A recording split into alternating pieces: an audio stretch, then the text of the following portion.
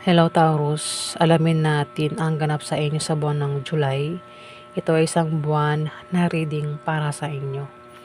At hindi po lahat ay makaka-resonate dito, Taurus. Dahil ito ay general reading guys, di ba? Paulit-ulit ko sinasabi, general reading, general. General reading. Ayan guys, kaya hindi po lahat ay tatamaan ng reading na ito. Umpisa na natin. Yan po yung tao sa buwan ng July.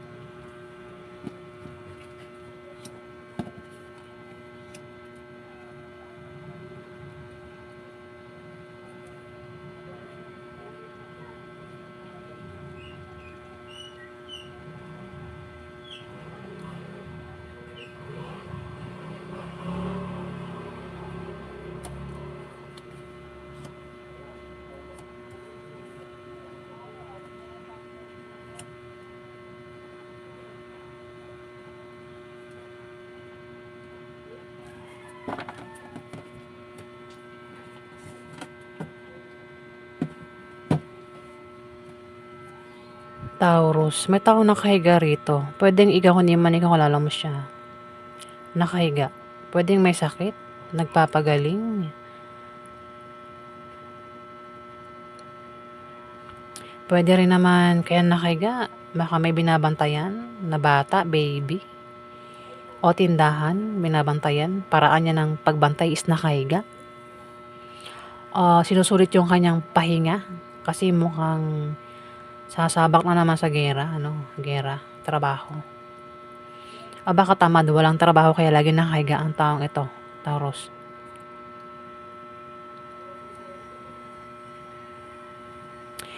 Maaaring siya ay Libra, Aquarius, Gemini, ang zodiac sign. Meron din water sign dito, Scorpio, Pisces, Cancer. Ang taong ito kapag naharap sa'yo, o ikaw yung maharap sa kanya, isa man sa yung dalawa kapag nakaharap, hinahide yung totoong pagkatao, Taurus.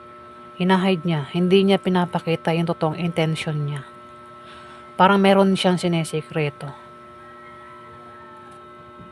Taurus, kung sino man ito, nakilala mo.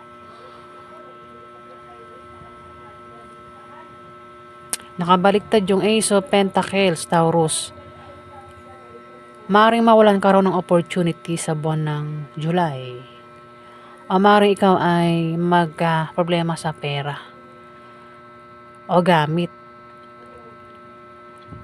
Hingatan mo ang pera mo at gamit mo, Taurus, sa buwan ng July. Kung aalis ka, babiyahe ka, magta-travel ka, meron kang pupuntahan, ingatan mo yung gamit mo. Pwedeng ma-misplace, mawala sa pagbiyahe mo o masira. Wag naman.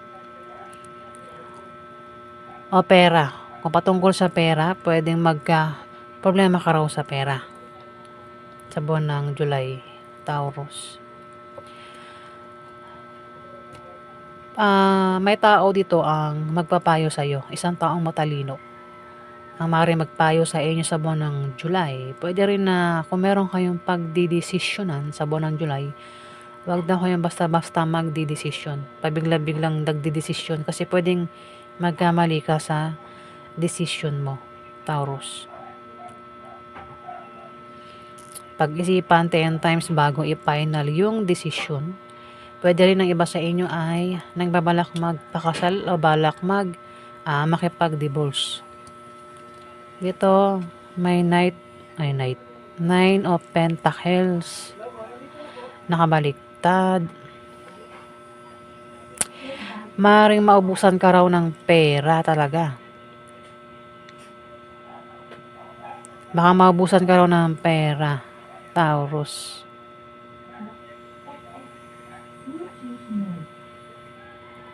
Kung hindi ka magtitipid, di ba? Ingat ka raw sa magnanakaw.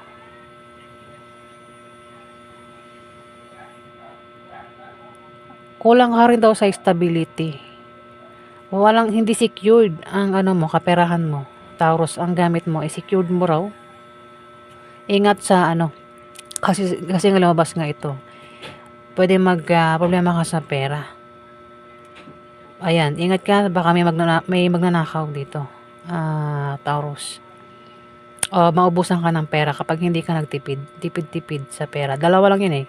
Dahilan ng problema sa pera ay pwedeng manakawan ka raw o maubusan ka ng pera kakagastos, Taurus.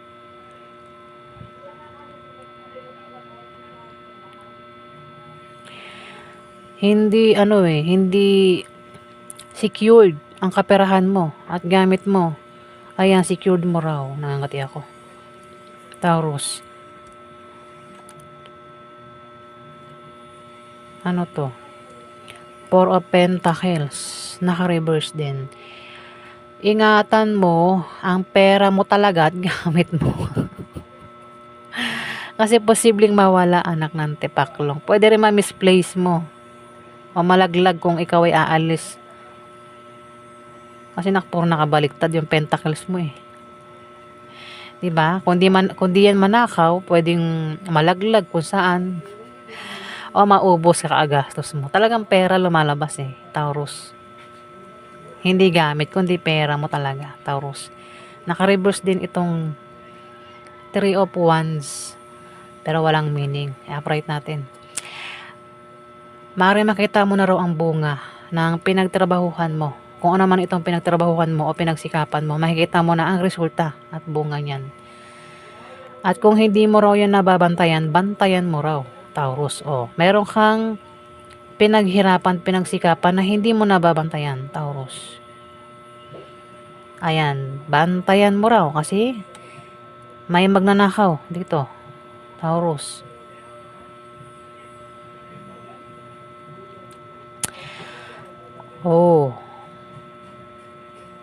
May water sign, nakasama ka, at air sign, Libra, Aquarius, Gemini, Scorpio, Pisces, Cancer sa buwan ng July, Taurus.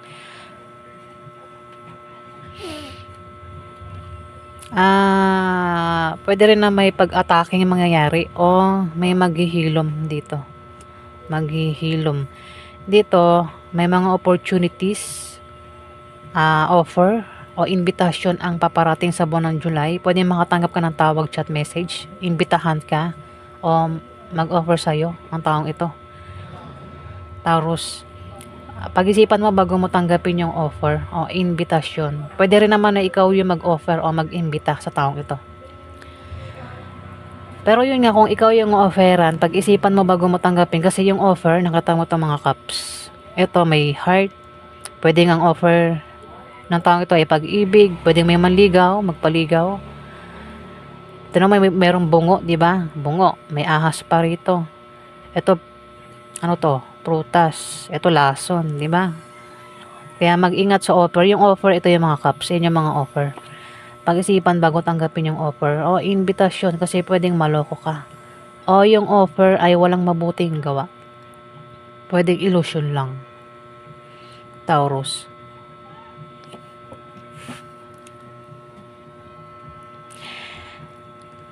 Puwede rin na ano lang ito, parang meron kang mga imagination.